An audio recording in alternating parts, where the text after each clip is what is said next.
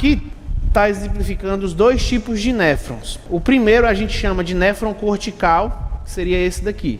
Ele começa no córtex, ó, e ele vai descendo até a medula.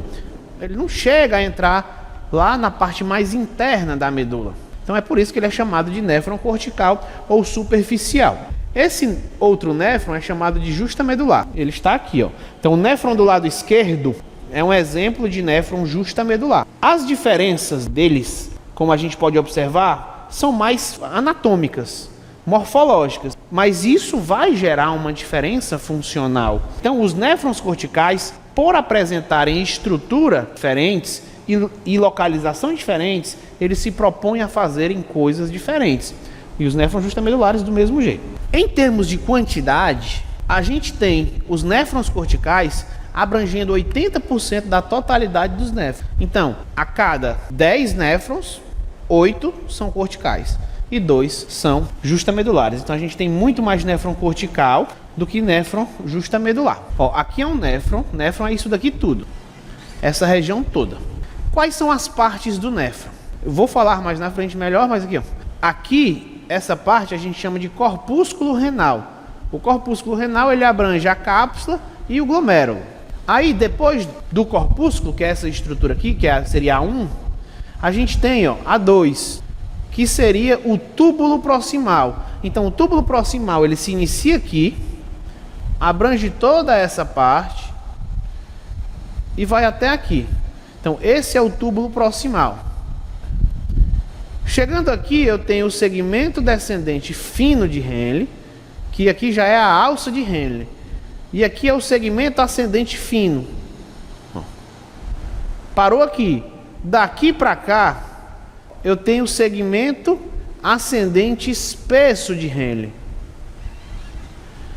Daqui para cá, eu tenho o túbulo distal. Daqui para cá, o túbulo conector. Daqui para cá, o túbulo coletor. E daqui para cá, o ducto coletor.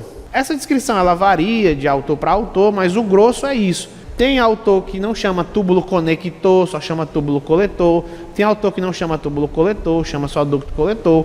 Tem autor que separa ducto coletor medular, ducto coletor cortical, mas o entendimento básico é esse que eu acabei de falar. Então, os dois néfrons têm essas estruturas, estes componentes que eu acabei de falar? Tem. Então, qual é a diferença?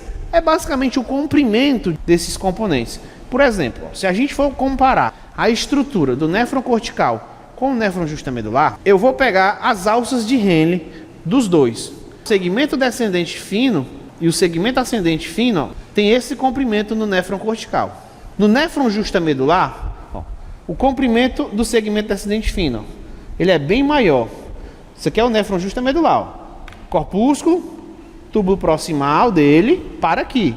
Aí o segmento descendente fino dele, ó, é muito maior do que o segmento descendente fino do néfron cortical. Então, é muito mais profundo também. É maior e mais profundo, ou seja, vai mais para dentro da medula. E aí, olha o segmento ascendente fino também, ó. O segmento ascendente fino, olha o tamanho do néfron justamedular com o tamanho do néfron cortical. O néfron cortical, ele praticamente não tem segmento ascendente fino. Alguns têm mais do que outros, mas ó, é ínfimo comparado com ele. O segmento ascendente espesso, ó, é praticamente o mesmo tamanho, um pouco maior, e o resto é igual, túbulo distal e tal. Então, ó, essa diferença, sobretudo do comprimento das alças, o néfron justamedular tem uma alça de Henle desenvolvida, comprida e profunda. O néfron cortical tem uma alça de Henle. Quando eu falo alça, eu estou querendo dizer todo o loop, tanto o segmento ascendente fino quanto o segmento ascendente fino. Tem uma alça menor. E isso é a principal diferença morfológica que reflete a principal diferença funcional. Então, qual é a principal diferença funcional dos dois néfrons? Este néfron aqui, o justamedular, ele se propõe funcionalmente a concentrar ou diluir a urina. Ele é mais apto em fazer com que o interstício, que é essa região aqui, adquira mais soluto ou perca mais soluto. Logo, se o interstício adquire mais soluto, ele puxa mais água, então ele concentra mais a urina. E se ele não consegue concentrar soluto, ele perde mais água. Então, o néfron justamedular, ele regula realmente a osmolaridade do leque, ele regula a volemia, sobretudo, porque se ele regula a osmolaridade, ele regula a volemia, e ele regula a concentração de sódio e a quantidade de água. Então ele é o principal néfron para concentrar ou diluir a urina.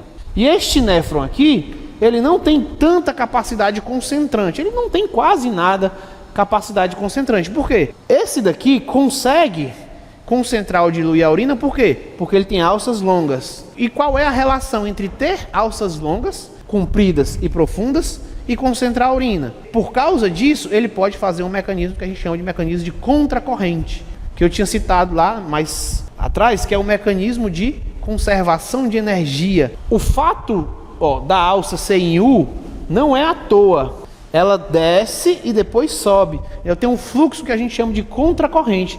Ora desce matéria e energia, ora sobe matéria e energia.